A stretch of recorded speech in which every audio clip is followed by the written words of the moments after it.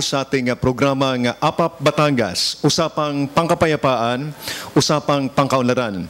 Tayo po ay napapanood po sa Cable TV Channel 6 dito po sa Lipas City at nais ko pong pasalamatan po ang may-ari at saka management po ng TV Channel 6, si Mr. Rolly Liesa, si Jericho Abaca, and Edwin De Jesus and Matt Fernandez for continuously providing this airtime for APAP Batangas.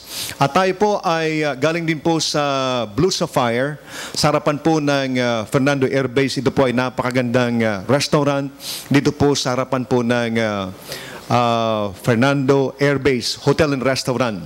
Ako po si Lieutenant Colonel Jerry Zamudio at kasama ko po ang aking mga ipinagmamalaki at mga ginagalang na kaibigan. Unahin ko po ang aking kaibigan galing po sa Metro Manila, si Bing Formento. Siya po ang 2009 KBP Golden Dove Awardee at ngayon po ay birthday celebrant, and happy birthday Ninong.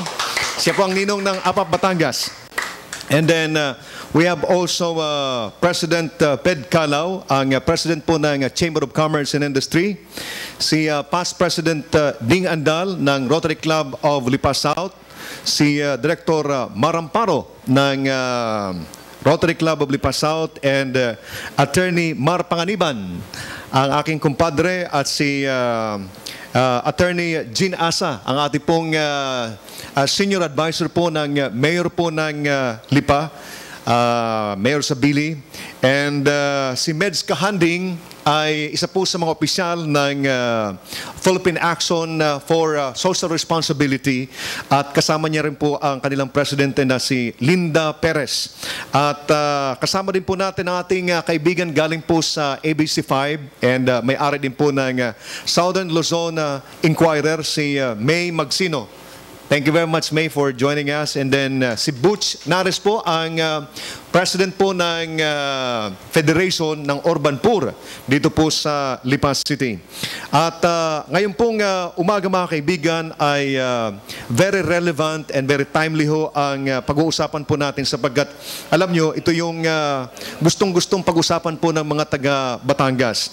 Ito pong tungkol dito sa tapos ng project ng Southern Luzon Expressway.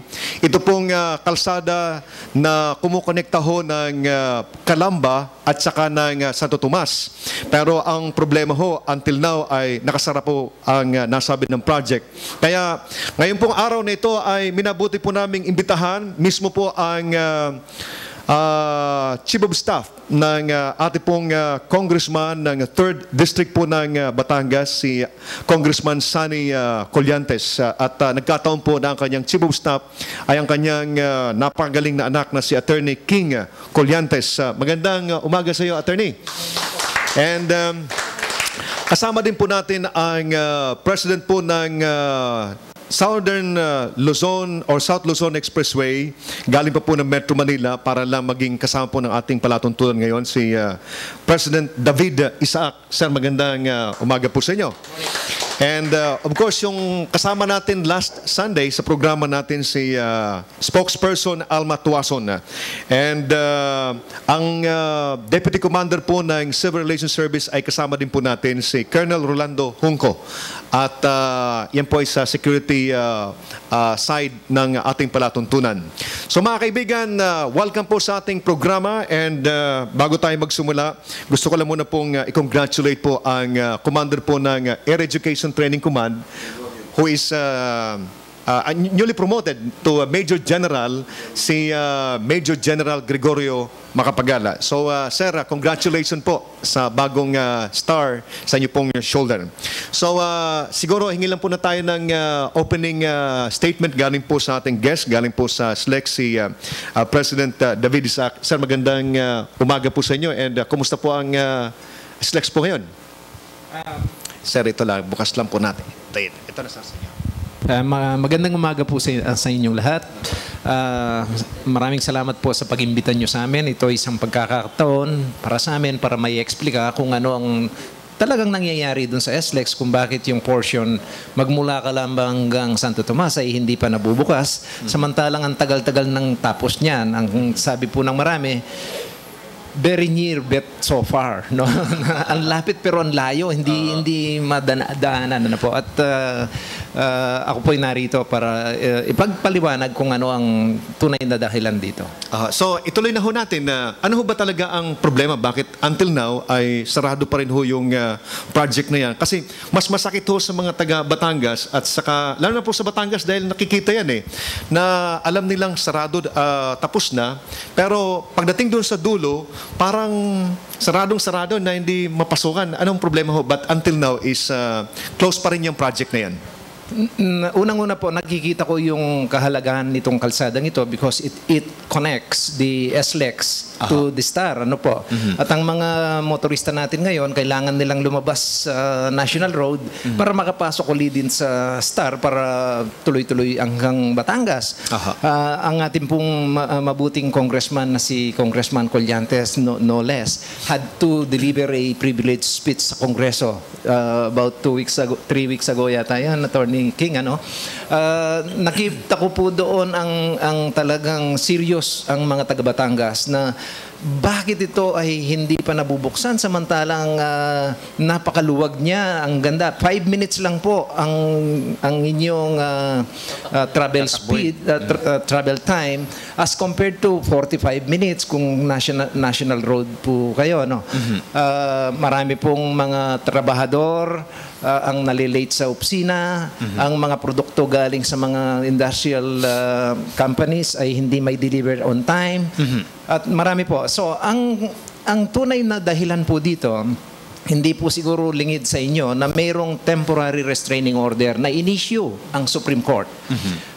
Doon po sa aming request for new toll rates, implementation of the new toll rates para po doon sa, ang tawag namin dito, yung TR1, TR2, which is from Alabang and up to Calamba. Ang amin pong hinihinging base po dun sa computation at inaprobahan to ng Toll Regulatory Board ay 2 pesos and 68 centavos. Nung pong i-implement na namin, pagkatapos itong advertise sa newspaper, mayroon pong nagpetisyon na mga ilang sektor na nagpetisyon sa Supreme Court at sinasabing walang karapatan, mataas masyado, at ang Supreme Court po naman ay nag-issue siya ng temporary restraining order preventing us from implementing the new toll rates. Ano po? So, ang naging interpretasyon po kahit na po itong Toll Road 3 na bagong kalsada ay ito daw ay kasali dun sa TRO. So, ang TRB po, hindi niya kami pinapayagang magbukas for commercial operation itong bagong kalsada, no? So, sabi namin, bubuksan na po ba namin itong kasi maraming clamor. Hindi nyo pwedeng buksan yan kasi mayroon tayong temporary restraining order. Okay, yun po ang halaga. So, natatakot po sila na ma-charge ng contempt of court. However, lately po, October 21, nag-lift na po ng TRO ang Korte Suprema. Ngayon po, pwede na ba kaming magbukas hanggang kasi kawawa naman yung mga tao, gusto nang dumaan dito, maraming nata-traffic. Sayang naman yung oras nila na ginugulgol. Imagine they spend 40 minutes wasting their time, 40 minutes to travel on the national road, no? Ang sabi po ng TRB, wag muna dahil hindi pa tayo sugrado kung wala ng TRO in effect. Ang sabi po namin, isa lang ang TRO na alam namin. Hindi, merong TRO, merong petisyon si Governor Salceda na hindi klaro doon sa lifting of the TRO kung kasali na siya o hindi. So yun po ang isang problema. Wala po kaming, gustong-gusto po naming buksan kasi makakapagsingil na kami. Matagal na po kaming nalulugi dahil matagal na pong natapos ang kalsada. Pinayagan na po kami nung una ng gobyerno, na-lift na yung TRO. Unfortunately, hanggang ngayon po, ay hindi pa masyadong klaro. Ang TRB po ngayon ay sumulat sa OSG para humingi ng motion for clarification with the Supreme Court to clarify whether kasama ba itong TRO, meron pa bang TRO dito o wala na? Pwede na bang magbukas ng kalsada o hindi? Pwede na bang maningil o hindi? Yung po ay sasagutin sa Supreme Court sa November 16 pa po, hopefully when they come back from recess. Okay. Thank you very much po, President. Bago ko pa ibukas yung microphone sa ating mga kasamahan dito, so isa-isahin ko muna si Bing, si President Ped, si Mar, and then proceed tayo doon para lahat makapag-participate. Itanong ko lang muna po kay Attorney King, ano po yung naging laman ng privilege speech po ni Congressman Colliantes po doon sa Kongreso? And what was the reaction of the congressman ho doon sa Congress? Well, ang linalaman nung privileged speech po ng congressman natin ay yung importansya ng pagbubukas nitong bagong kalyeng to. Yun yung unang-una talaga na malaking tulong sa turismo at sa development ng not only Batangas ng buong Southern Tagalog region pag binuksan natin to, kasi mas mabilis ang punta ng ang biyahe papunta dito sa Southern Tagalog region. And ang ikalawang linalaman ng privileged speech is yung importansya na ang gobyerno natin ay dapat sumunod naman sa kontrata na pinapasok nila. Pinasok ho yan ng legal. Dapat ho naman siguro gawin na rin natin ang obligasyon natin dahil ang kontratang yung kakontrata natin ay ginawa naman ho ang obligasyon nila. Ginanda ho ng pinagandang SLEX, ginawa ang TR3. Pero bakit ho ngayon parang ayaw na natin silang payagan?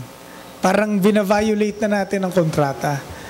I see no less than His Excellency si President Noynoy Aquino wants identified public-private partnerships or PPP as a possible solution sa infrastructure, the lack of infrastructure natin.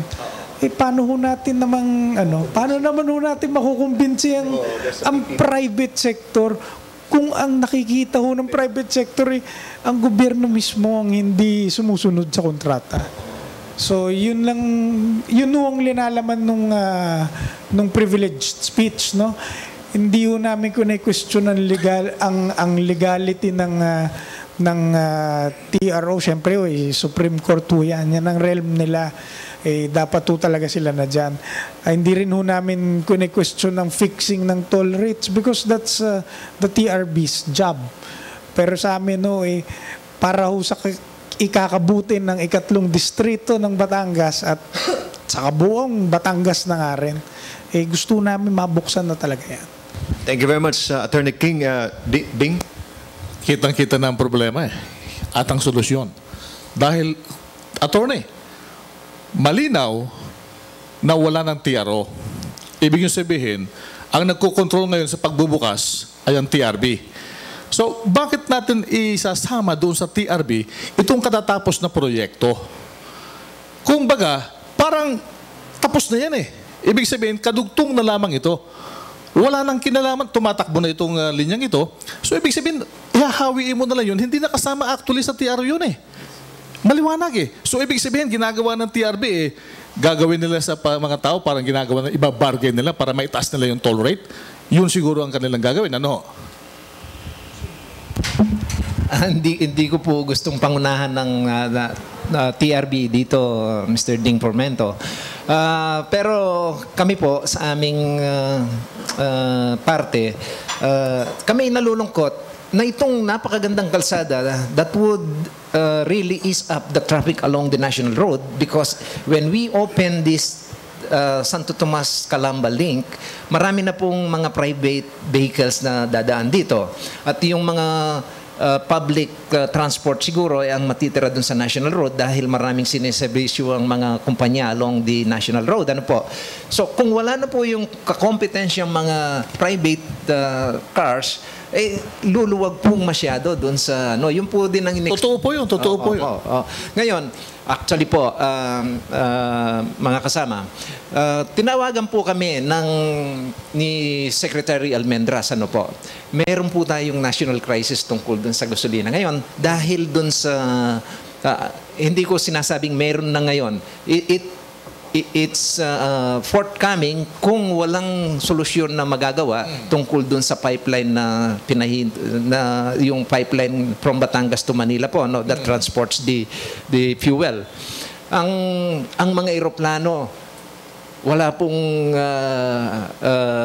gasolina. Aviation fuel is not being delivered to Manila on time.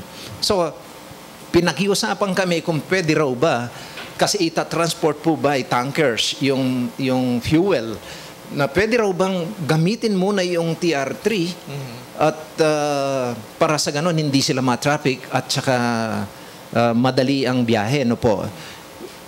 Kami po bilang contribution namin to avert or to avoid a national crisis, we agreed even without payment, sabi namin sa Shell and Chevron at saka sa Department of Energy, just to show that we are also concerned about national development and national interest.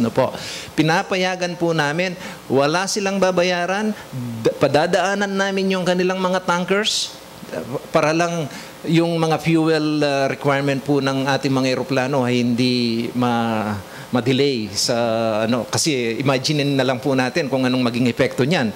Hindi makalipad ang ating mga eroplano, paano na yung business, paano na yung marami pong apektadong pati yung mga sasakyan and so forth. So kami po gustong-gusto naming mabuksan na to para ma-enjoy ng mga mamamayan. Yeah, para naman maaluwan yung trapiko natin dito pagpasok mo sa area ng Batangas.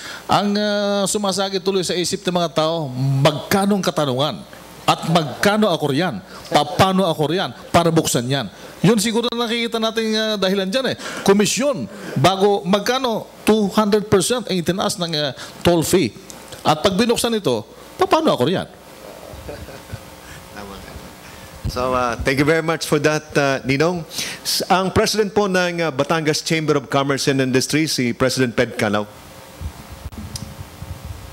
Magandang umaga po sa ating mga panauhin. Tunay nga pong isang obligasyon may mga kanya-kanya obligasyon na magkabilang panig at talagang dapat po tuparin yun. Sabi nga po doon sa aming nalalapit na Batangas Foundation Day, it's here, it's near, it's already here. Parang ganyan din po ang ating tollway, Sa panig po ng mga negosyante, kami po yung nag-aalala dahil karamihan po ng produkto galing sa Southern Luzon na dinadala po sa Metro Manila ay dala ng mga maliliit na biyahero. Ito po ang nagdadala ng mga kalakal. At sa laki po ng itinaas ng ating toll rates, ay nag-aalala po sila na baka po una-una tataas po ang bilihin at kung hindi po kayang mabili yung kanilang mga produkto, malulugi naman po sila dahil sa lumaki ang kanilang gastos. Yan po ang napakalaking problema ng mga negosyante. Meron po akong narinig na nakikiusap po sila na kung pwede po, wag po sanang biglain. Wala pong masama na itaas yan sapagkat yan po yung obligasyon at naiintindihan din po namin na ang ating mga foreign investor ay naglagay ng malaking puhunan para mapaganda ang ating karsada. Pero kumbaga po ang timing po ay wala sa lugar. Kailangan pong maintindihan po din natin ang mga maliliit na negosyante. Kaya po ang kanilang kahilingan ay wag po sanang baka po may ibang paraan na dahan-dahanin po lamang.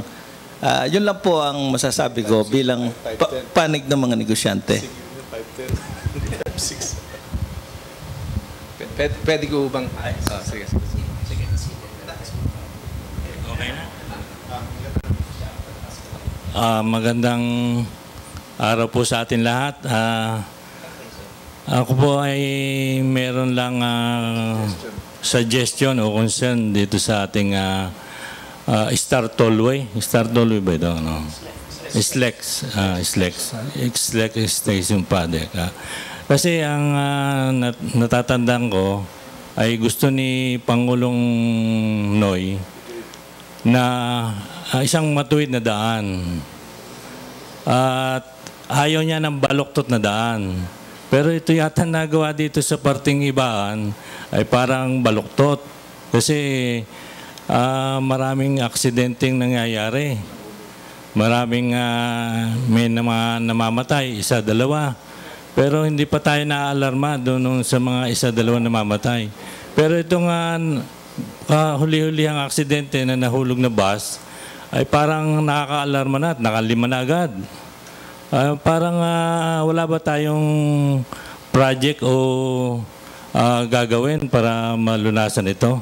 Baka pwede natin gawin na itong 2-lane para masolusyonan at nakaka-alarma na ito eh. Marami nang namamatay. Sino po bang pwedeng sumagot?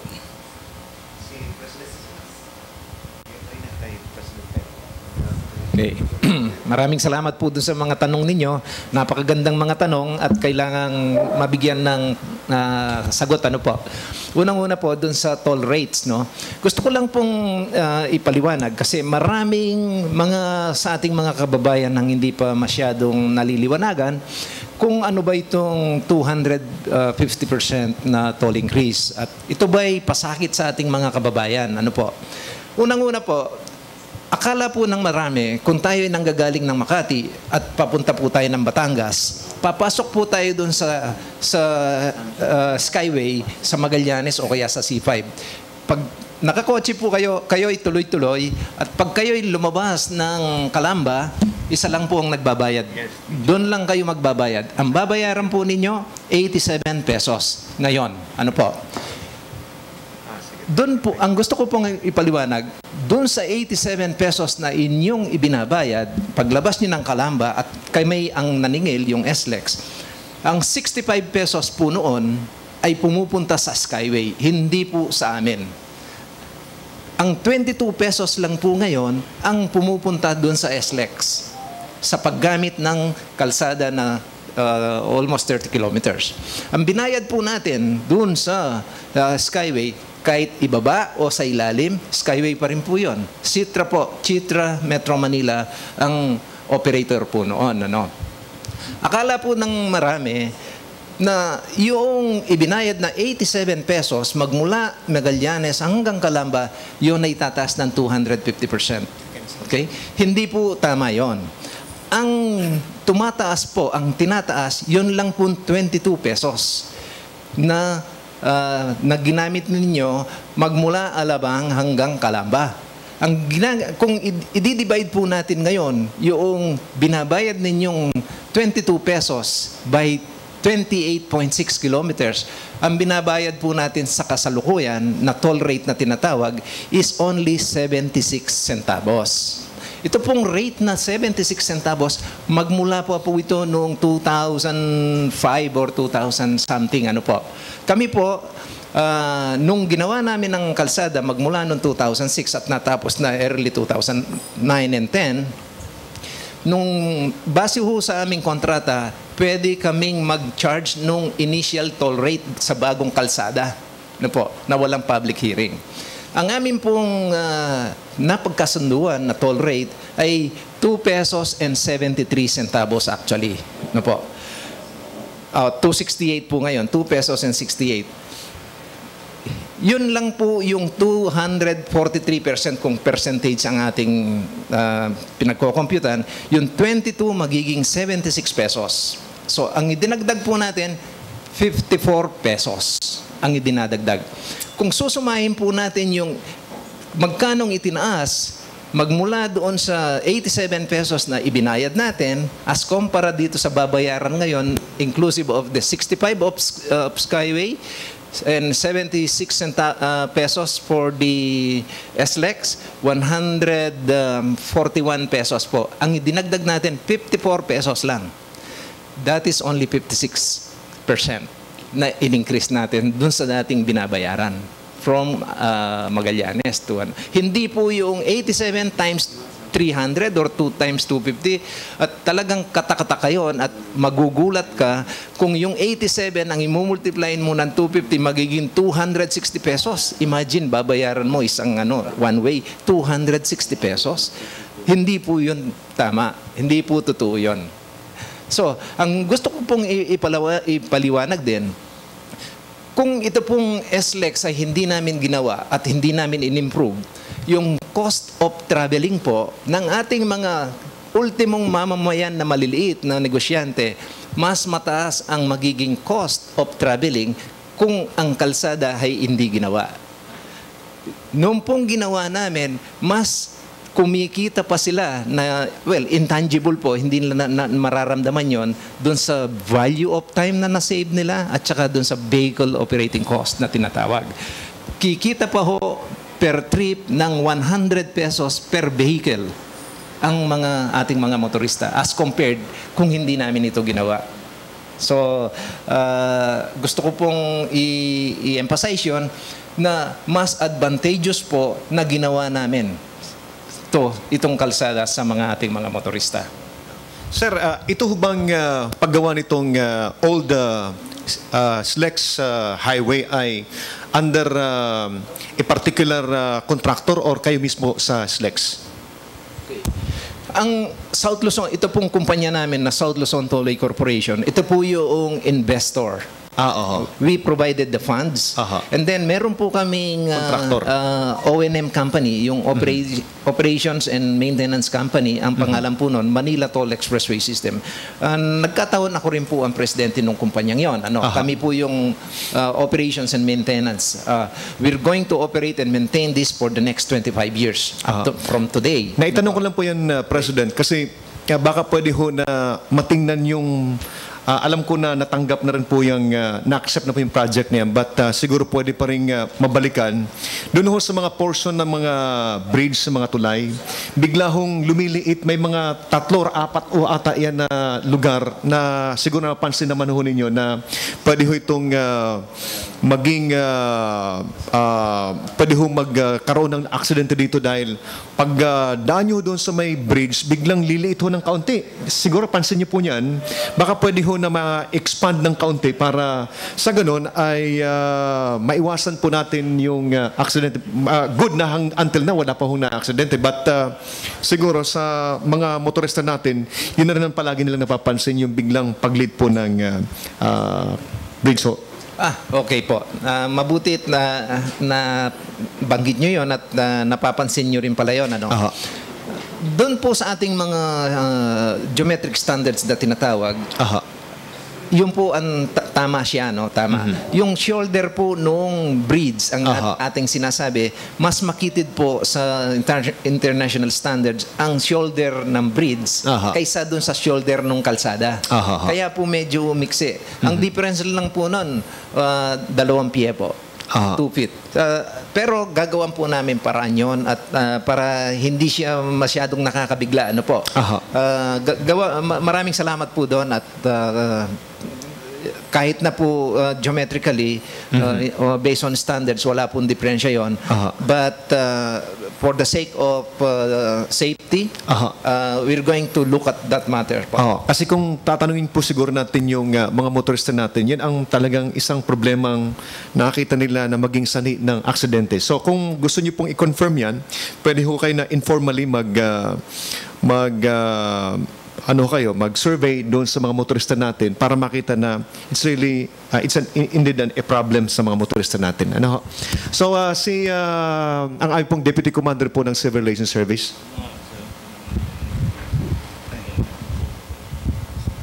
Yung sa akin lamang po gustong malinawan kung yung sa increase ho ba ng SLEX kasama pa rito yung hanggang Santo Tomas. Yun ho ba'y panibagong project? At kung saan po yun magbabayad?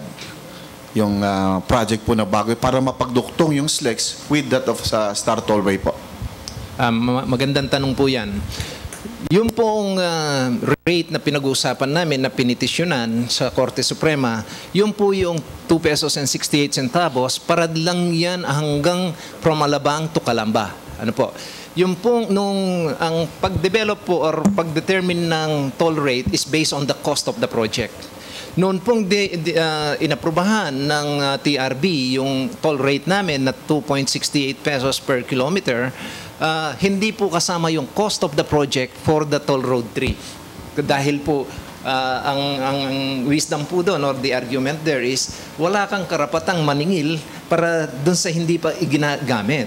Ano po? So hindi mo kailangang ipatong dito sa cost na ito. So however po, pag nagawa na po namin yung, or pinayagan na, dahil tapos na naman kami, hindi lang inaaprubahan pa ng kung anong rate ang kailangan, ang pwede naming singilin ng TRB, yan po ay tataas ng mga 50 centavos ang toll rate po diyan. Magiging 3 pesos and something po, 3 pesos and 4 centavos or 5 centavos. Ganun po. Ang magiging toll rate, magmula Alabang hanggang Santo Tomas po.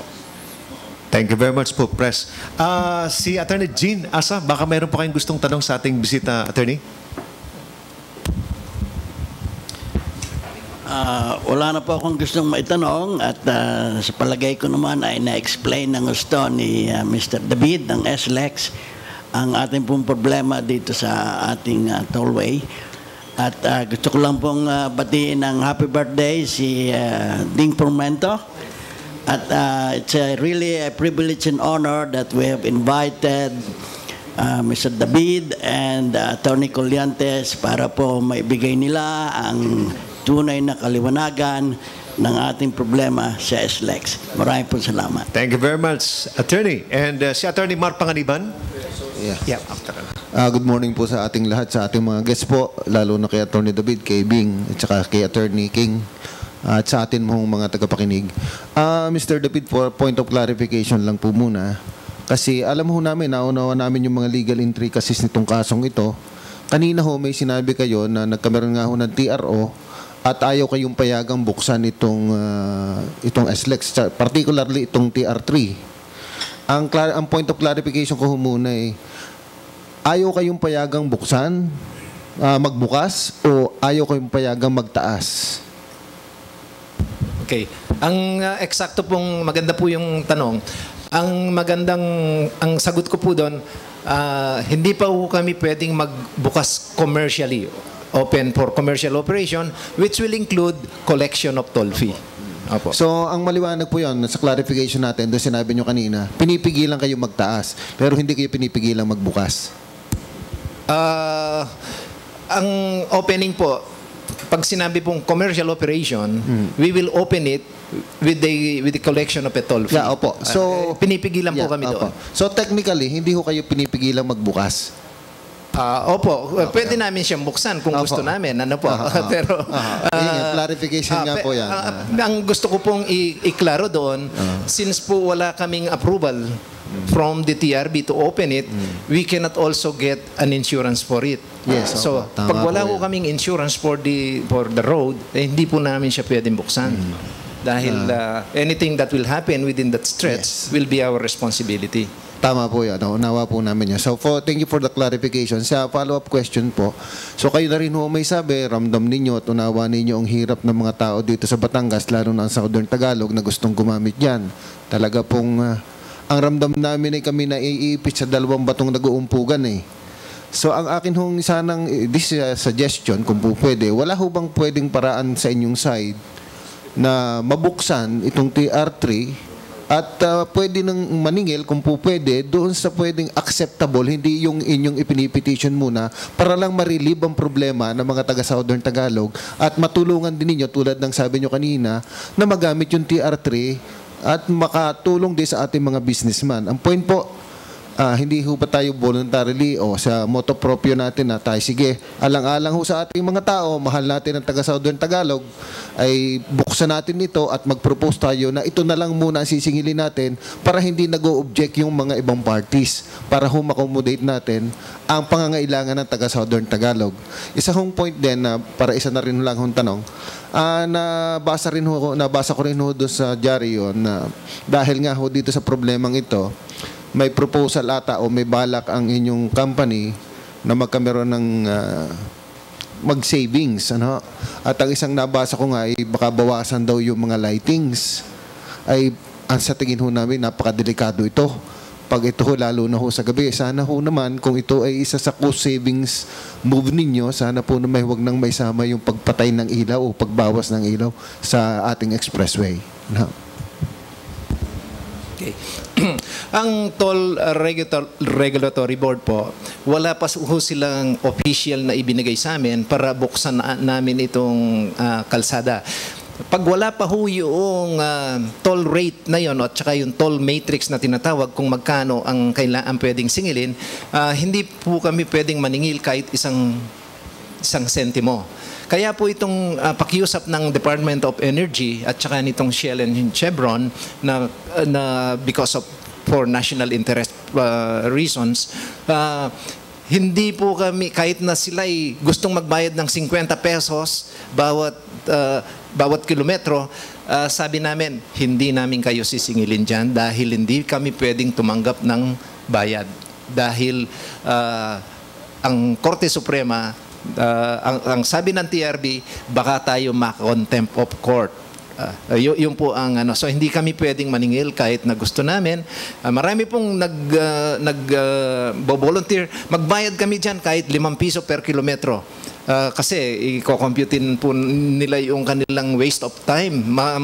Traffic ka lang ng 1 oras dyan. Magkano yun? Ano po? So kahit na po 10 piso pa ang ino-offer nila sa amin, hindi po kami pwedeng maningil, tumanggap ng payment. Doon naman po sa inyong nabanggit, mabuti na lang inyo yung natanong ito. Magmula po noong July 1, kami po ay nabigyan na ng pahintulot ng gobyerno before this TRO was issued.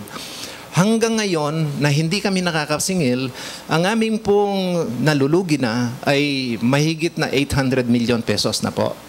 Dahil po kami, ang shortfall namin sa collection namin araw-araw ay 6.5 million pesos a day. Ano po? Ang aming pong cost of operation, yung pong when I say cost of operation, yung actual po namin kailangang gastusin araw-araw sa pagbayad ng aming mga tao, 1,000 tao, dahil po 24/7 kami dyan no? Ang aming mga tao. Patrollers, security guards, maintenance people, supervisors, and a lot of people, we pay them on a monthly basis. Daily basis, ang aming kailangan is almost 8 million pesos, pati dun sa pagbayad ng interest sa bangko. At yung principal hindi po pinag-uusapan pa. Ang nasisingil po namin kasalukuyan sa rate na nung 2004 pa, na bago pa namin ginawa itong kalsada, ay 2.5 million pesos a day.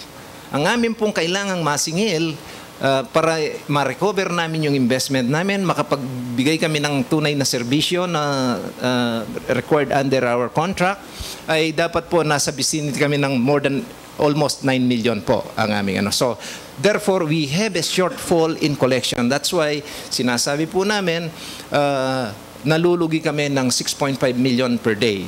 Ito po ng aming mga bangko na hindi namin nababayaran ng interest na dapat noong pang May 2 kami nagsimula rito sa aming ONM na po. Dapat araw-araw, o hindi naman po araw-araw kasi quarterly ang aming pagbayad ng interest, ano po. But computing it on a daily basis, ano po. Very simple computation lang po. Ang aming cost of the project is almost 12 billion pesos. Sa 10% na interest lang po per annum, kasi that's 1.2 billion pesos per year. i-divide mo yun ng 365, you will arrive to 3.4 or 3.5 million pesos a day in interest. Na po. Hindi kami nakakapagbayad sa aming mga interest pa lang yun. Wala pa yung principal. Na po. So, sana ay maunawahan. Ngayon po, ang sabi nitong aming mga bankero na pinagkautangan namin, anong ginagawa ninyo magmula 4 months na kayong hindi nakapagbabayad sa amin? Kayo ba'y may ginagawa? May cost-saving measures ba kayo? Ini-exhaust ba ninyo yung administrative remedies dito? Kasi po, taga-Malaysia yung aming mga bangko dahil walang nagpahiram na bangko rito sa ating local, because of the problem. So, ang mga Malaysians po, hindi nila naiintindihan ano bang nangyayari sa atin. Natapos na yung ating kontrata. We sunk in 12 billion pesos. Now we cannot recover our investment. Paano ito? Are they changing the rules midway?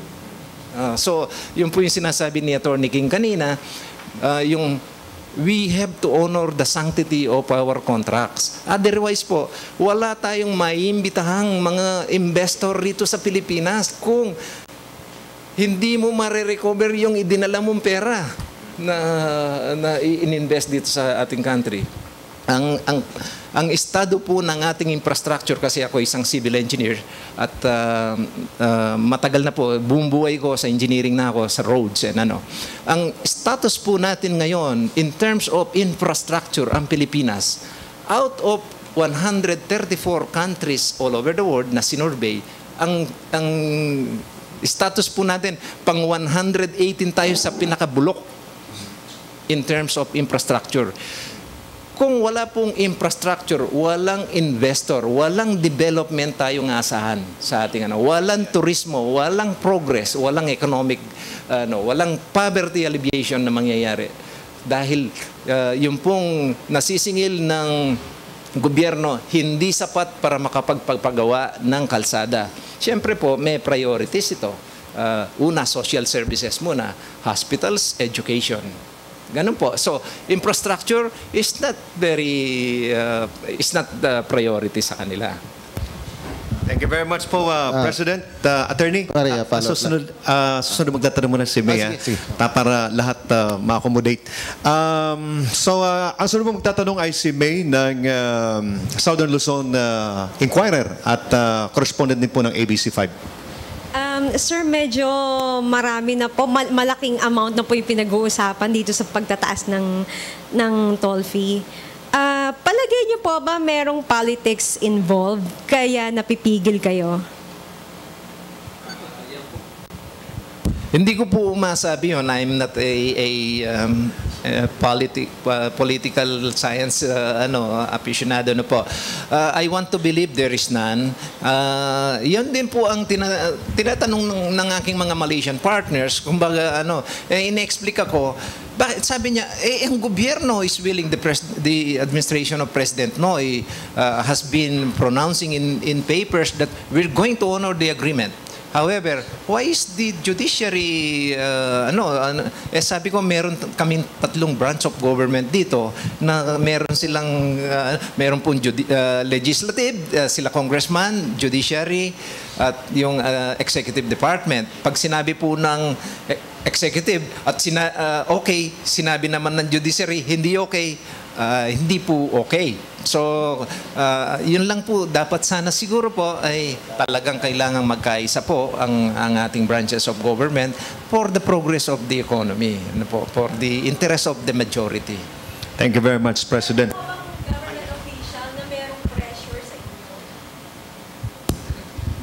In terms, wala naman pong pressure sa amin na sa palagay ko po wala naman politics to, although ito pong kontrata was signed during the time of former President Gloria Macapagal-Arroyo. In fact, she was instrumental in this link, na missing link, at ang ating kasalukuyang administrasyon, wala po kaming nakikitang politics o hindi pagsuporta rito sa unfortunately the Supreme Court is not within the control of anybody, so not even the executive contractor daw na close kay former First Gentleman Mike Arroyo, nakasama doon sa company niyo, ang parang pinag-iingitan ngayon ng government, kaya kayo Na hindi ko po alam yun Pero actually Pwede talaga... nyo bang i-share sa akin mamaya Press, yan? ang nakita ko dyan kapag tuloy-tuloy ngayong sarado yan, yung 6.5 million pesos na sinasabi nyo na dapat na yung nalulugi sa inyo. Pagdating ng panahon, nakakita ko ang mag-carry niyan is yung government din eh. Dahil itong utang na ito sa Malaysia ay guaranteed ito ng national government. Sa inyo po, Attorney King, because you are the Chief of Staff of Congressman Colliantes, itong mga after effect nitong mga desisyon ng ating Toll Regulatory Board na dinidelay itong pagbukas ng SLEX, meron kayong ginagawang initiative para ma-appreciate ng TRB ang epekto nito sa ekonomiya natin, sa bansa natin, and then yung nawawala sa government natin, and at the same time, yung possibility na itong mga kalugian na ito, eventually, ipasa din sa sa ating mga mamayan, mga ordinaryong mga taxpayers. Dahil nalulugi niya. Alam nga naman na taliguran natin yung obligasyon ng national government doon sa mga investors na nagpautang, nagtiwala, hoping na ito ay talagang magiging maganda yung project na ito. Ngayon ho, ang ginagawa ho namin, of course, nag-deliver na ho kami ng privileged speech. Alam nyo naman ho na co-equal branches nga ho yan ng gobyerno. So, hindi naman ho namin pwedeng pilitin. Well, the legislative department cannot force the TRB. Neither can they force the Supreme Court. But to some extent, pwede hong ma-influensya. But gusto lang ho namin iparating sa branches, sa ibang co-equal branches of government, that the people are clamoring for it. Yes. Gusto ho ng tao yan. That's why congressmen are also known as representatives. Kaya ho, rene-represent namin ng congressman ang sentiments ng tao. That's why the congressman delivered a privileged speech and also passed a House resolution urging the TRB to act on the matter right away. We've actually gained the support of numerous congressmen. Including the governor of the province of Batangas. Ano ho? Yes. The provincial government has signified way ahead of the privileged speech. Buksan na. Buksan na yan. Ang ibang mga congressman ng Quezon have already showed their support dun sa House resolution. Bill through a co-authorship. Pati ho, miski nga ho hindi taga Luzon ni sumusuporta na sa House resolution na to. They see the importance of it. So even Davao congressmen have co-authored this. Even party list congressmen have shown their support also. So kami ho umaasa na lang na makita ng Supreme Court at ng TRB na ito ang gusto ng tao, ito ang kailangan ng tao. Thank you.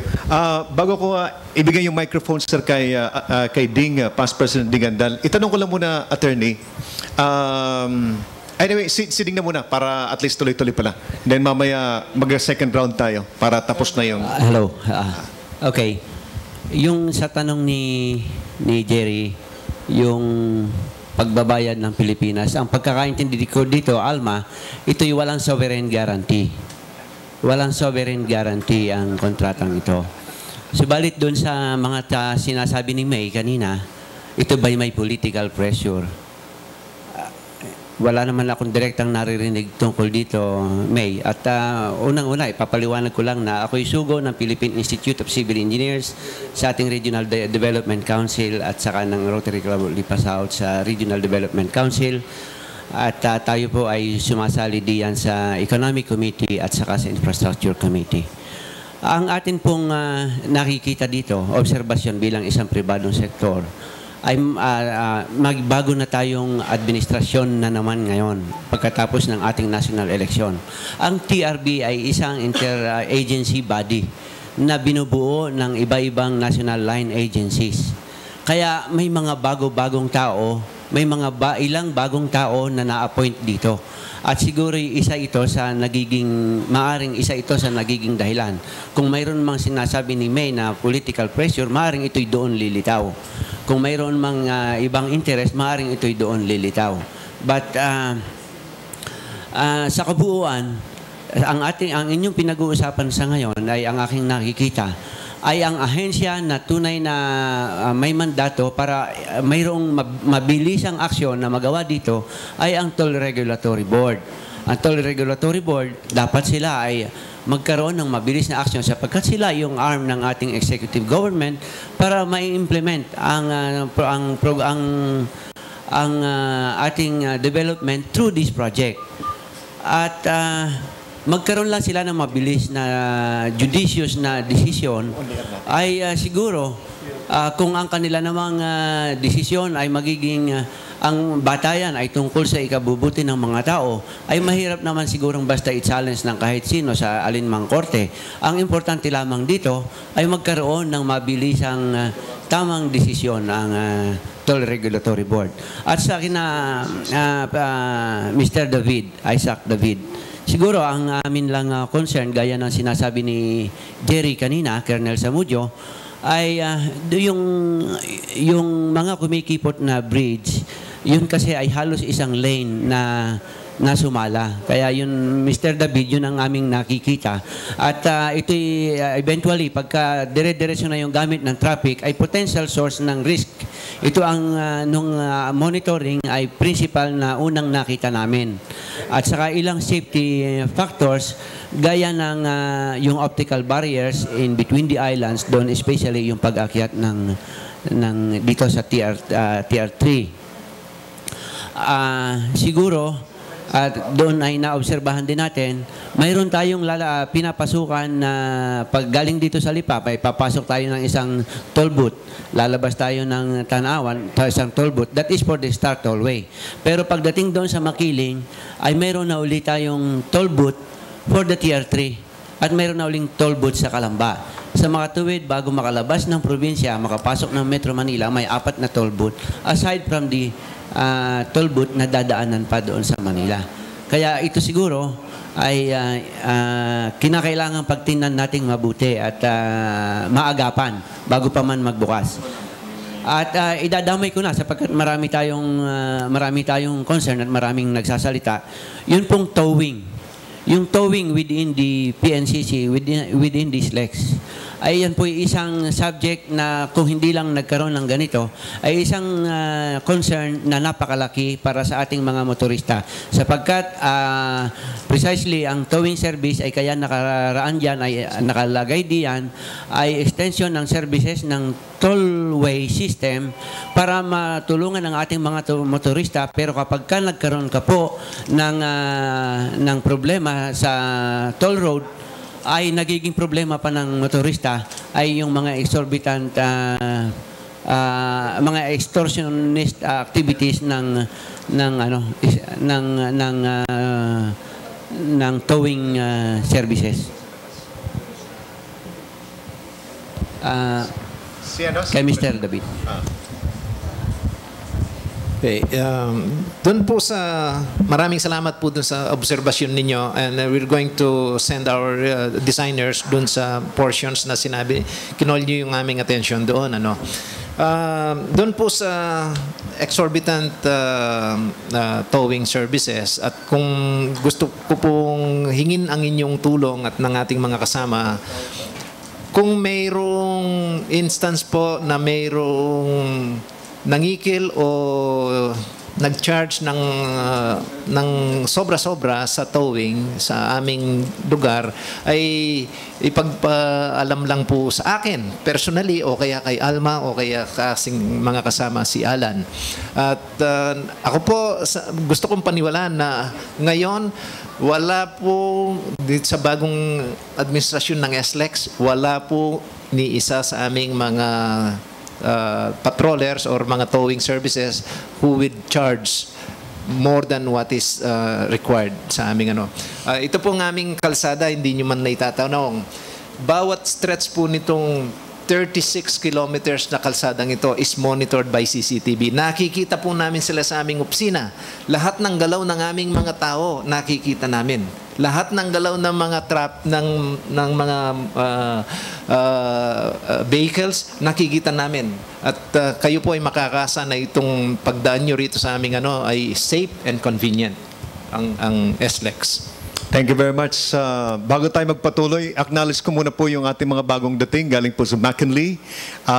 Participants po natin sila sa ating forum ngayon. At ang aming pong in-house na resource person galing po sa Bureau of Internal Revenue, ang aking asawa si Nilda Samudio. At yan po ay member din po ng Special Task Force sa National Office po ng Bureau of Internal Revenue.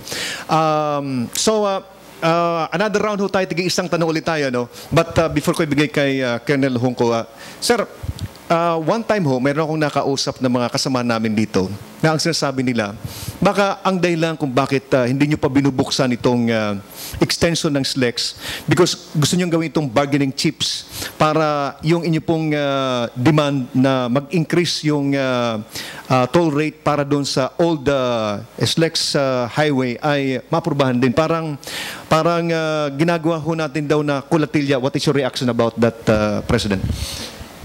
Bigyan lang po kami bukas ng permit. Bukas na bukas, bubuksan namin. TRB po.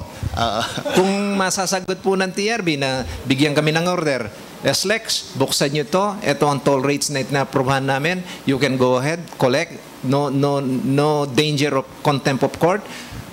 Okay. We will, in 1 hour, we will open it. Okay. Sino po naman ang ayaw magbukas? Thank you very much po. At least nalinawan po yan para yung ganyang klaseng mga tumatakbong mga informasyon ay maliwanagan natin. Si Colonel Hungko, sir?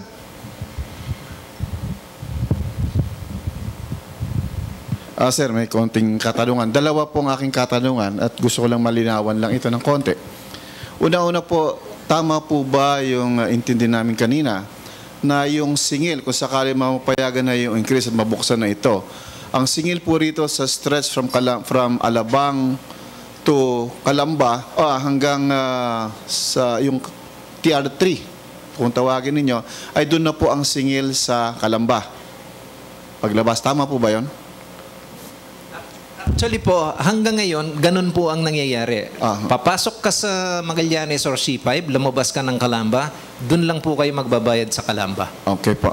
Ngayon po, ang gusto lang linawin kasi kung ganun po ang singil nyo, kasama na yung TR3 doon sa singil sa Calamba, paano po yung hindi dadaan ng Star Toll at lalabas ng Makiling? Di nagbayad na rin po siya for that stretch. Hindi po. Meron po tayong isang what we call toll barrier dito sa Greenfields area. Isa lang po yun. Ang tawag namin doon ay open system. Isa lang ang bayaran regardless of whether you will exit. Wala naman pong ibang exit eh. From Turbina to Santo Tomas, wala pong ibang exit. Isa lang along the stretch. Isa lang. So, isa lang po ang gate namin doon. Doon lang magbabayad. Doon lang magbabayad. Kasi baka wala ng choice yung lalabas ng kung lalabas po kayo sa Turbina at magna-national road kayo, mayroon pong labasan. Okay. Hindi po persado lahat. Hindi kasama doon sa bayad. Okay. Kahit na po rito sa ating kahabahan ng ating South Luzon Expressway, no po, meron pong national road na tabi ng lake. Kaya lang po, siyempre, understandably, matraffic po ito. People would not want to pass and waste their time 2 hours, wasting your time samantalang Kasi yung mga bus po na dumadaan ng nag-feed doon sa National Highway, na doon pa rin dumadaan. May terminal doon sa Makiling. Ine-expect po namin yun lang manggagaling ng Lucena ng mga motorista, manggagaling ng Batangas na private cars, yan lang po ang dadaan dito sa amin. Yung mga public transport po, I'm sure, national road po. Nandun yung mga pasahero kasi. Ang pangalawa pong katanungan ko ay para sa security sector. Ano po ba ang policy ng mga tollways natin when it comes to sa vehicle po ng ating security sector, Armed Forces, PNP, BJMP, yung ganun po. Ano po ang policy para po sa kaalaman ng ating security sector po? Ano pong ibig sabihin sa policy? Yun po bang sila, kasi iba sinisingil, yung iba hindi. Okay, ang aming pong policy diyan ay basta yung military, we don't charge them for while in on official business. Thank you. Magandang araw po sa inyo muli. Ang katanong po kanina ay wala pong nakasagot at malayo po pala yon sa SLEX. Pero maganda naman po at na-announce ko yung mga pangyayari sa Star Tollway. Ang akin pong katanungan ay paano po kung pagpasok nyo dito sa SLEX nagkataong wala po kayong pera? Ano po ang ating nakalimutan po? Nangyayari po yun ano po ang magagawa ng... Maganda. It's a natural occurrence. Ano po? Hindi imposible mangyayari. Nangyayari po sa akin yun. Kaso sa kaipon ng mga kasama ko, nakabayad din. Kaya lang walang-wala na. Ay kung mangyari pong wala pera talaga, ay may kalakal naman pong dala. Ano po, pwede po ba ibayad yung kalakal? Pwede pong exchange deal, Pwede pong, kasi ito pong sa amin, strictly speaking, yung pong aming mga supervisor doon, they can do, decide. Judgment call na po nila yon. Pwede sigurong paiwanan sa inyo yung lisensya ninyo. Wala pong magamit. O paiwanan ng isang bagay na just to be sure na babalik kayo. Okay. Otherwise po silang magbabayad. Okay. Yung ang mga tellers po ang magbabayad. Okay. Yun po yung maaaring nangyari. Nangyari na po sa akin Kaso may nakabayad po ako sa tulong ng mga kasama ko, inipon-ipon. Ang akin po pangalawang katanungan ay ito pong inyong mga mobile, yung mga patrollers. Ano po bang ginagawa nito? Kung minsan po anim na sunod-sunod naka-blinker, kung minsan nakakalito rin po sa motorista yung ginagawa nila tapos ginagamit nga nila yung shoulder, pero kung minsan umu-overtake din sila, para nag-uunahan sila, umuwi po ba yun o may operation? Nagre-respond po yun sa emergency kapag ganun sila. Sa ngayon po, dahil nga nasabi ko, itong kahabaan ng SLEX ay nakamonitor sa aming CCTV sa main office, hindi na po kailangan tumawag ng isang motorista kapag may nangyari sa kanila. At kasi kami nakikita na namin. So kapag po sinabi noong sa operations control center namin, may nakita siyang na nangangailangan ng tulong o may nabangga, merong nag-slide, merong nagano dyan, raradyohin na po yung aming mga patrollers. Naka-broadcast po sa lahat yon. So, lahat ng available cars will proceed there, especially if there is a big collision.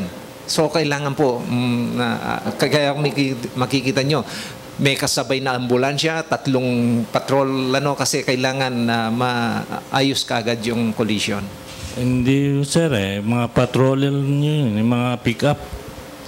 Yun nga po, yung mga pickups po. Pickups na mayroong blinkers. Pero wala pong ambulansya. Okay.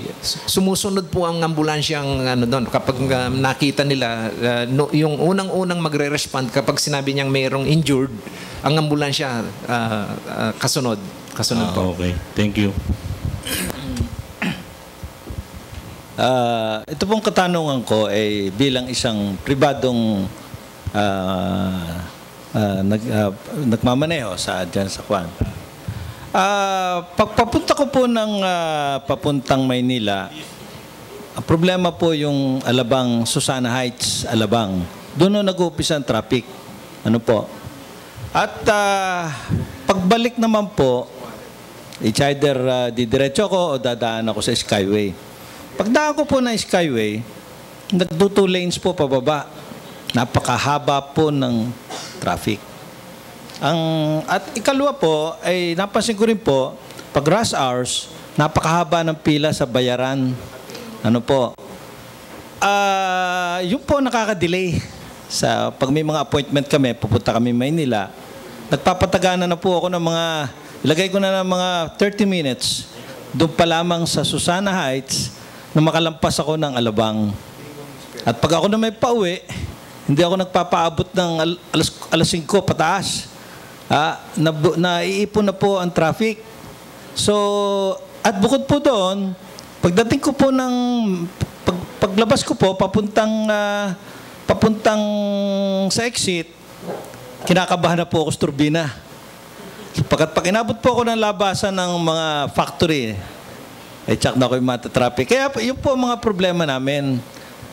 Paano po kaya natin mapapabilis itong problemang ito? Although alam namin may construction. At isa pa nga pala po, pag numuulan at bumaha, pagdaan mo sa bandang Santa Rosa area, San Pedro, o Santa Rosa, Binyang, nakakaproblema din. Akala ko po ginawa na yung drainage dyan. Pero mukhang bumabaha pa rin yata. May mga pagkakataong bumabaha. Doon po sa bandang Santa Rosa yata yun, o ano? Kanlubang, Kanlubang yata. Sa May La Suerte daw. Napansin ko kasi halos linggo-linggo lumuluwas kami. Ay, yan po ang nagiging problema. At saka isa rin po, hindi ko kaya pakiusap lang, yun ang mga nagdadala ng kalakal pa Maynila. Hindi ko kaya pwede bigyan natin ng konting discount naman. At yan ho, nagbibigay ng pagkain, mga kalakal. Baka para makatulong naman tayo doon sa mga maliliit na negosyante. Na baka po pwedeng bigyan natin ng konting kupon o ano. Dahil naalala ko yung mga gasolina, nagbigay ng kupon eh. Mga discount. Baka yan ay parang tinatawag na corporate social responsibility natin para sa ating mga maliit na pwede naman i-request yan sa Malaysian government parang tulong na nila. Okay, maraming salamat po dun sa tanong ninyo. Unang-una, marami po yung tinanong ninyo. Mukhang hindi ko po, I was not successful in explaining that the Magallanes up to Alabang is not part of our jurisdiction. Natatraffic po kayo dun sa may bikutan. Dun sa pangalawa po, ang Skyway, hindi lang po yung itaas na elevated. Ang Skyway po is also dun sa baba. Okay. Magmula po Alabang, kung papunta kayo ng Manila, hanggang Magallanes or C5, Skyway po yun. Kaya baba, kaya itaas.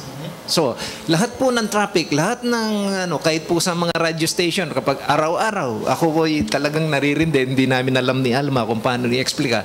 Traffic sa SLEX, hindi yan they're not entitled to the increase dahil ma-traffic. Hindi po sa amin yung traffic. Skyway. Sa Skyway po yun. Sitra po yun. Ang may kasalanan doon. Ano po? Dahil po ginagawa nila, may construction sila. No? Ngayon, kaya po matraffic doon dahil mayroong bottleneck na tinatawag. 2 lanes lang po yun doon sa may bikutan. Kasi may rampa na pababa. Tapos yung sa main alignment sa baba is only 2 lanes. So, yung amin from Alabang is 4 lanes. Ang bilis-bilis po. Galing ng Batangas, pag papunta ka ng Manila, 4 lanes kami. Ang bilis. Ganon din pong nangyayari rito sa turbina. Kaya po lumala ng konti ang traffic dyan sa may turbina dahil bumilis lahat yung mga sasakyan na lumalabas sa SLEX. Kasi 4 lanes pagkatapos 2 lanes sabay-sabay. Kaya yun po ang sanhi ng traffic doon. Kaya talaga po ang solusyon lang dito ay ma-open itong TR3 na tinatawag natin. Ano po?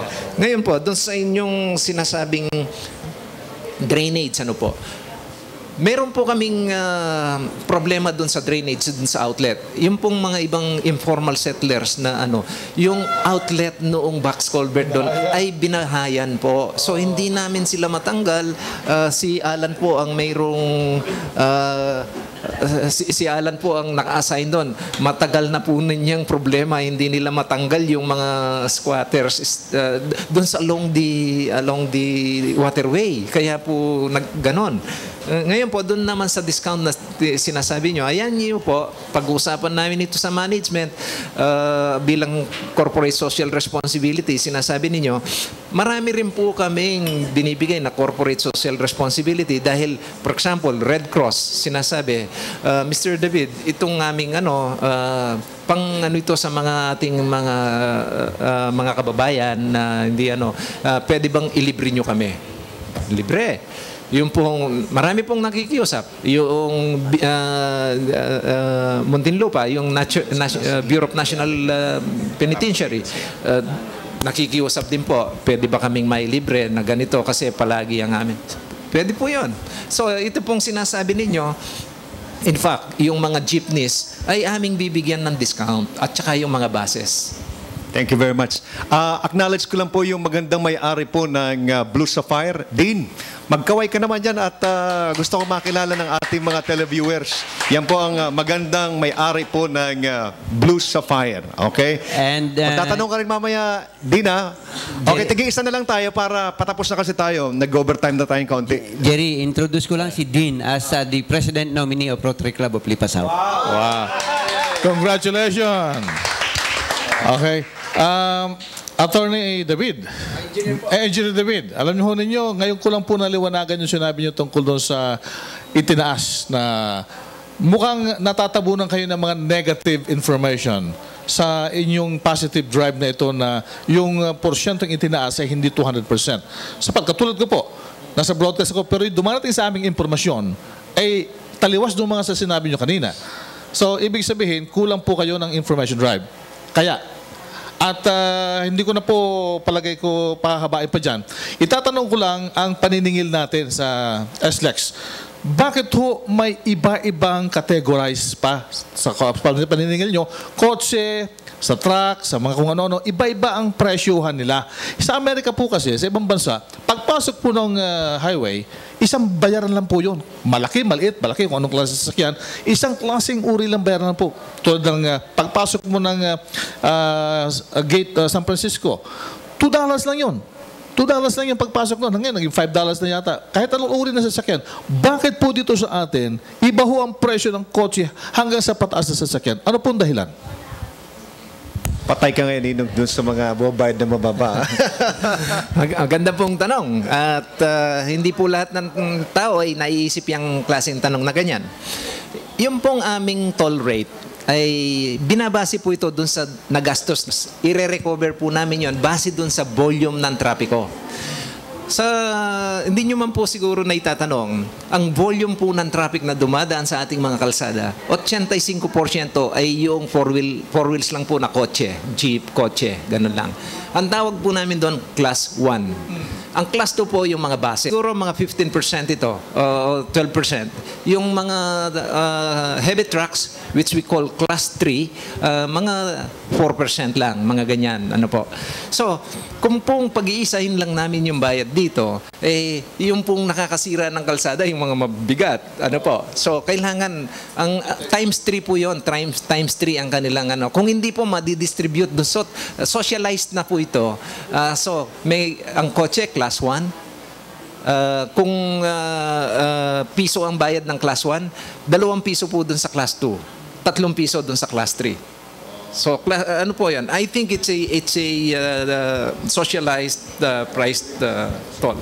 Magkano pong road users tax na tinatax nyo rito? Wala po kaming road users tax. Ang road users tax is only applicable when you register a vehicle. Wala po. Ang pera pong nagastos dito, 100% private money. There is not even a guarantee from the Philippine government dito. Kung malulugi po kami rito ng volume ng traffic ay hindi namin na pinroject namin, hindi namin ma-attain, kasalanan po namin 'yon. Hindi po kami susuklian ng gobyerno. Salamat po. Thank you very much, President. Si Attorney Asa, mayroon kang gustong tanong? Wala na? Si Attorney Mar Panganibang, kumpadre ko. Magandang umaga po ulit. With all due respect sa lahat, especially sa ating mga guests, ididirect ho sana ulit ang tanong ko doon sa principal issue, yung TR3. Ang sabi po ni Mr. David, ang problema na lang dito para mabuksan ay ang pagpayag ng TRB at nang hindi rin makontempt. Ang suggestion lang po, Mr. David, para ho sa ating mga kababayang naghihirap na, hindi ho ba pwedeng pag-usapan ninyo ng TRB to? Sit down with the TRB. Ini-address ko na rin po kay Panyero, kay King, sa kanyang ama, na pag-usapan na lang ito between TRB at for the sake ng mga taong naghihirap ay mag-sit down na lang at mag-agree muna temporarily kung ano mapag-agreehan para mabuksan lamang ito at para maiwasan yung contempt of court. Yan naman ho'y kung magkakasundo ang TRB at saka itong kumpanya, pwede naman mag-file ng manifestation para hindi ma-contempt of court. Ang punto lagi ho, ang aking tanong ay yun hong mga taong naghihirap ay baka naman ma-accommodate. Kasi ang tingin ko kung papayag ang TRB, na bumukas kayo, sabi nga nyo kahit walang bayad, pwede . So ang tingin ko, ang issue talaga para makaresolve agad ng easiest na resolution ay mag-uusap ang TRB at saka ang grupo ninyo na temporarily kung ano man ang mapagkasunduan para lang mabuksan ito. So yun ang isang, at yun ang isang second ko ulit follow-up, yun ang inyong savings na gagawin. Sana nga po huwag nang isama yung pagbabawas ng ilaw. Kasi ho, with all due respect, baka ho magkameron pa, magkukusop, baka yan ay mag-arise pa ho ng mga additional causes ng kaso. Dahil ang nakataya po dyan ay safety. Baka ho pag nagkameron ng aksidente dahil dyan, magkameron pa ng mga kasong lumabas diya sa kuwan na yan. So yun ho, ang gusto ko lang point out, Mr. David, baka naman sakali para ho sa nakararami na naghihirap ay makausap ang TRB na panay ko ho naman hindi magrereklamo, with all due respect, hindi magrereklamo ang TRB sapagkat alam din ho ng TRB na talagang napakaraming tao na dumadaing. So kung kayo mag-uusap siguro, again, hindi ko ho alam ang parameters ng inyong pag-uusap, baka naman ho maiibsan ng problema ng mga tao dito sa ating lugar. Salamat po. Sagutin ko po ng diretsong madali yun.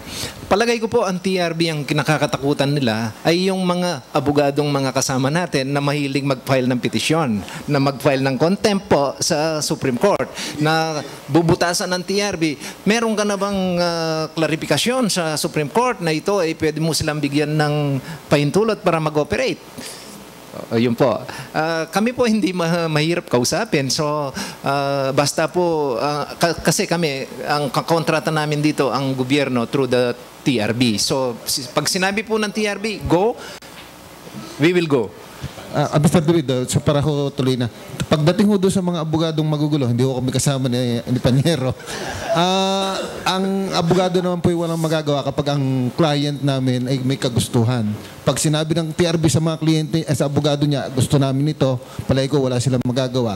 Kung inyong abogado, sasabihin din nyo sa inyong abogado, let's accommodate this issue, wala rin ho silang magagawa dahil kayo ho ang paying clients wala ho silang magagawa dyan. At alam po nila, pwede ho mag-file sa Supreme Court ng mga paraan para hindi ma-contempt.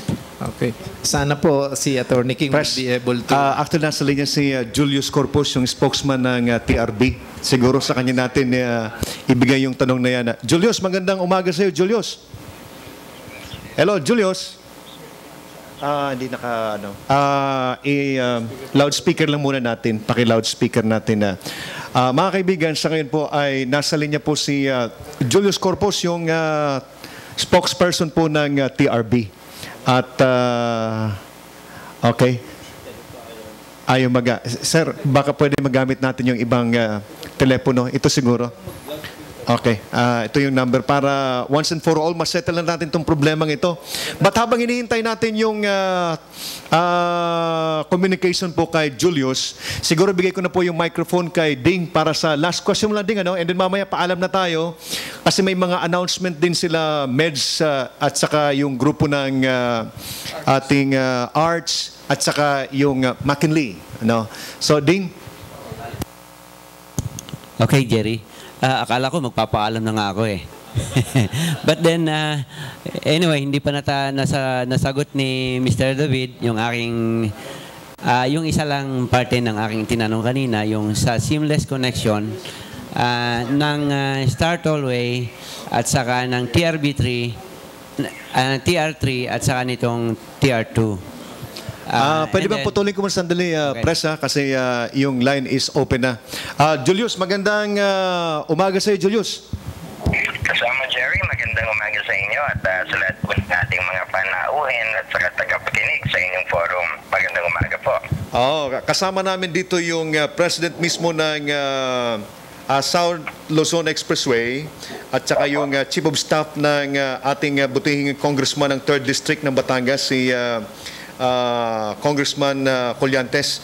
Ang tinatanong lang ng ating mga kabayan dito is kailan nyo ba ho talaga ilalabas yung order na mabuksan na itong extension project ng South Luzon Expressway, kasi napakadami ho talaga ng mga kabayan natin dito sa Batangas ang kumbaga na frustrated na sila, disappointed sila dahil alam nilang tapos na ang project pero hindi mabuksan. Ngayon, ang recommendation dito ng aming mga kabayan dito, Julius, kung mayroong kayong problema with the SLEX, baka pwede na immediately masettle nyo na yan at para hindi naman nag-suffer yung ating mga kabayan dito sa Batangas, Julius? Opo, kasama Jerry, gusto po sana nating iliwanag sa ating mga kasama dyan at sa ating mga tagapakinig sa inyong forum na iisa po ang hangarin natin na mabuksan kaagad ang ating toll road 3 na tinatawag, which is the connection from Calamba to Santo Tomas. Alaman po namin ang higit na laking pangangailangan ng ating mga kasama dyan sa Batangas at iba pang lugar dyan na magamit na sana itong tapos ng TR3. Sumalit po base rin sa mga payo ng ating mga abogado, ang pagbubukas po niya ng pinakabalakid ay yung kautusan ng Korte Suprema. Tayo po ay, pero ang sabi, Julius, ni President hello, Julius. Pero ang sabi ni President David, yung TRO ng Supreme Court lifted na ito. Ano pang nagiging balakid natin, Julius? Yung pong lifting ng order ng ating Korte Suprema ay tumukoy lamang po dun sa 4 na kaso na naisampa sa Korte Suprema. At isa po yan yung grupo ni na Attorney Francisco et al. Hindi naman po lingid sa kaalaman ng ating kasamang si Mr. David na meron pa pong isang kaso, yung kaso po ni Governor Salceda na hindi po naisama doon sa kautusan na inilabas ng Supreme Court nung i-lift nila ang TRO. Hindi ba in academics na yung appeal na yon or yung pinag-file ni Governor Salceda na mayroon ng order yung or lifted na yung TRO ng Supreme Court, Julius? Hindi nga po, kasama Jerry. Yung pong pinakakaso niya, specific case under Governor Salceda, hindi po naisama doon sa huling kautusan ng Supreme Court na i-lift na ang TRO. Kaya ang minarapat pong gawin ng TRP noong lumabas yung desisyon ng Korte Suprema to lift the TRO, pinag-aralan at nag-file po kami noong Martes a motion to lift the TRO as far as it relates dun sa kaso ni Governor Salceda. Okay. Sir, what is your reaction about that, Press? Tama po yung sinabi ni kasamang Julius. Hindi po sugurado ang TRB na wala ng TRO, kaya kailangan nag-file po din sila ng motion for clarification yata dun sa Supreme Court to determine whether there is still a TRO in effect or not. Julius, ang hiningi siguro namin, since ito ay malaking concern na sa amin dito sa Batangas, baka pwede natin ma-expedite yung resolution ng problema na ito. At ang nakikita kasi namin is masyadong mabagal yung resolution ng problema, Julius? Totoo po yan, kasama Jerry. Kaya nga po binigyan ng agarang aksyon ng PRP ang pag-file. Gusto po namin mailiwanag sana kay Mr. David. Nakausap po namin ang mismong council namin, ang OSC itong panahong ito. At ang final po natin is motion to lift the TRO for the case of Governor Salceda. It was not a motion for clarification. So, hinihintay po natin ang tugon ng ating Korte Suprema. At sana naman po, umaasa kami, nabibigyan naman po tayo ng desisyon ng Korte Suprema nang sa ganon, makaresolve na po. Kasi hindi na pong uulitin natin, iisa pong hangarin natin, ang SLPC, ni Mr. David, ang TRP, at ang mga kababayan natin dyan sa Batangas. Mabuksan na po sana at mawala na ang mga balakid upang mabuksan naman na ang TR3 at magamit na ng ating mga motorista. Okay. Julius, kailan namin pwedeng ma-expect yung resolution ng TRB? At least mayroon man lang tayo na may balita dito sa Batangas at saka kung kailan nila pwedeng tingnan na magbukas yung project na yan. Ngayon, before the end of November ba, magkakaroon ng resolution dito? Po kasi wala sa kamay na ng TRB kasama Jerry. Yan po ay nasa kamay na ng ating Korte Suprema kung kailan nila ilalabas yung tugon nila sa aming motion to lift the TRO as far as the Governor Salceda case is concerned. Kami naman po ay umaasa na bibigyan naman po tayo ng agarang tugon ng ating Korte Suprema. Alam naman din nila ang kahalagahan ng pakay na to.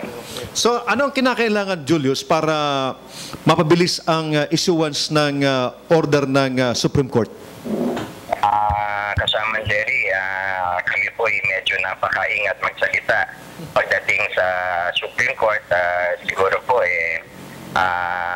tayo'y magantay na lang. I mean, yung mga technical requirements, yung mga requirements nila, because I'm sure kaya nadidelay yan dahil may mga kinakailangan pang mga data.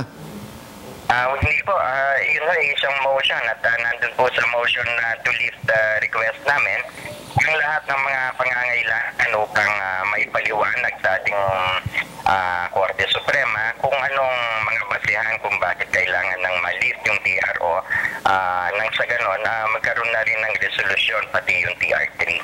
Thank you very much, Julius, and we're hoping na this will be resolved immediately para sa interest ng ating mga kabayan dito sa Batangas. And thank you for your time to participate in our forum.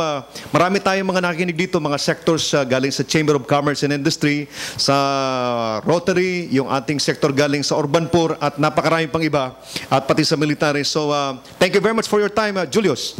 Maraming salamat din po kasama Jerry, at gusto po sana nating ipabatid sa ating mga kasama dyan na iisa po ang hangarin natin.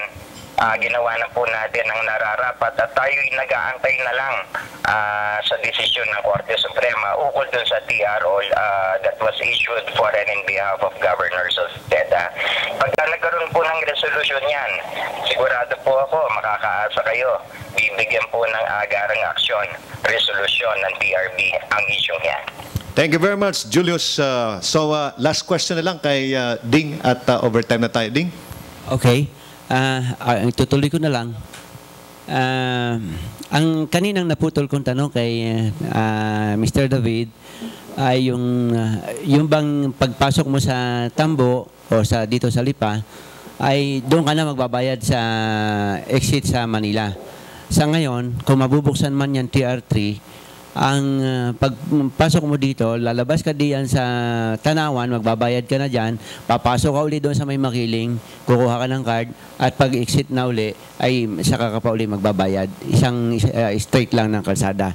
And then, iko-komentaryo ko na rin, nakakalungkot kasi na yung TRB na siyang may mandato na magdesisyon ng mga ganitong bagay ay kinakailangang magkakaroon ng dahilan para maabala sa kanilang pagdedesisyon at nang magamit na itong mga bagay, at mga proyektong ito na kinakailangang magamit na kaagad. Ito kaya ipinagawa ay kailangan noon pa. Subalit kailangan sa pagdedesisyon nila ay mahinalig pa sa mga ibang ahensya, magkaroon muna ng question ang kanilang ginagawa. Siguro dapat magkaroon na muna sila ng desisyon and then saka na pag-usapan yung kanilang desisyon. Yun ang pag-usapan.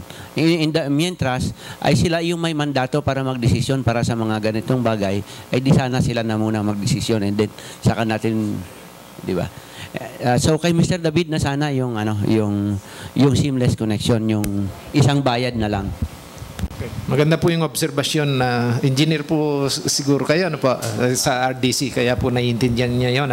Yung seamless na tinatawag, sana pagpasok mo sa Batangas, lalabas ka na ng Manila, minsan lang yung bayaran. Okay. Posible lang po yun kung yung toll collection system ay dugtong-dugtong. Kami po ng Skyway ay meron na pong ganong klaseng system. Yung aming new toll collection system na ginagamit namin sa it's the most modern in the country. Sinunod na ng ng Skyway. Kaya po pareho kami ng system. Kaya kami, wala kayong problema. Pasok ka ng dito sa amin at lalabas ka dun sa Skyway sa C5. Isa lang ang bayaran. Kami, yung computer, pinaghihiwalay na niya kung magkano para sa kanya, magkano para sa amin. Dito sa Star po, kailangan nilang baguhin din yung kanilang toll collection system para maging updated po. So sa ngayon, hindi po akma yung kanilang toll collection system. Thank you very much. Mga kaibigan, tayo po ay inabot na po ng panahon sa ating palatuntunan. Pero bago po tayo magpaalam, nais ko muna pong bigyan ng pagkakataon yung ating mga guests sa ating programa para po i-announce yung kanilang mga activities. Unahin po natin itong sa Kantz Gallery, yung Batangas Province Art and Culture. Okay? Magandang umaga po. Ako po si Misha Simanya from Santa Teresita, Batangas, and gusto ko po sana kayong imbitahin sa November 13 sa Kantz Gallery po sa Kaido, Batangas for my first solo exhibit. It's all about flight of the first polyresin art. Thank you po. Thank you very much. Meds? Magandang umaga po.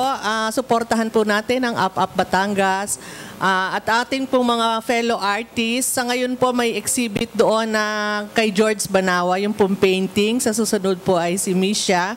So inaasahan po namin ang inyong pagdalo. Sa November 16 po ay mayroong Biodiversity Forum sa St. Giles Hotel sa Makati City. Ito po ay sponsored ng Japanese government. At narito po ang mga taga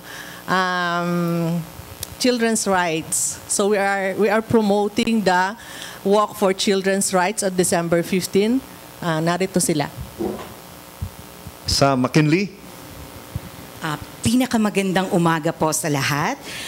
Maraming salamat po sa Up Batangas sa muling pag-imbita po sa amin na makapag-announce po. Happy birthday po muna kay Mr. Bing Formentino at kay Mr. Omar Mercado ng Cafe de Lipa. Happy viewing po kay butihing Vice Mayor ng Lipa po, si Lidio Lopez, na nanunood ng Up Batangas. Really, Opo, at saka sa kanyang may bahay. Hello po. Nandito po kami upang imbitahan ng lahat. Sa darating po ng December 15, 2010, Walk for Life Against Human Trafficking. Stand up to uphold and protect the rights of the child. Sa November 12 po, magkakaroon po ng Educators Forum sa AVR Municipal Hall, gagawin 1 to 5 p.m. Ang guest po natin ay si Vanessa Tobin, Head Representative ng UNICEF Philippines. At darating din po si Ms. Cecil O. Ebanda, President ng Visayan Forum. Ang speakers po natin ang DSWD Regional Head Ms. Vilma Maviamos at Prosecutor Fiscal Joe Borbon. Sa November 19 naman po, may painting art workshop po with public school children. 100 pong mga bata po ang lalahok po dito with top artist po, Robert Alejandro and Jean Malik. Kaya iniimbitahan ko din po ang mga artist ng Lipa at ng buong Batangas din po. Kailan po ito? November 19, 1 to 5 p.m. Gaganapin po ito sa training center ng Municipal Hall din po. And then, November 27, may book caravan po ulit sa Plaza Independencia po gaganapin alas 8 hanggang alas 10 ng umaga. So, ulitin ko po, December 15, Walk for Life po. Magsama-sama po tayo na maglakad para i-protektahan at ang karapatan ng mga bata. Maraming salamat. Thank you very much, Teacher Matt. Ang aming pong in-house resource person galing po sa BIR. At baka may mga announcement. Importante yan para mag-operate yung umandar yung ating gobyerno. A pleasant Sunday po at of course, ang akin pong pagbate kay Kuya Bing, happy birthday. Thank you for being a good friend ng Samudio family and being a good friend also and supporter ng Up Batangas. So para naman po makasama ako doon sa talakayan, gusto ko lang pong sabihin na although sabi nga po ni Sir David, mayroon ng upgrading ng system, pero yung assurance po na nakaka-capture po ng BIR at tama ang kanilang declaration ng kanilang sales kasi sa ngayon po, ang alam ko, for example, the Star Tollway Corporation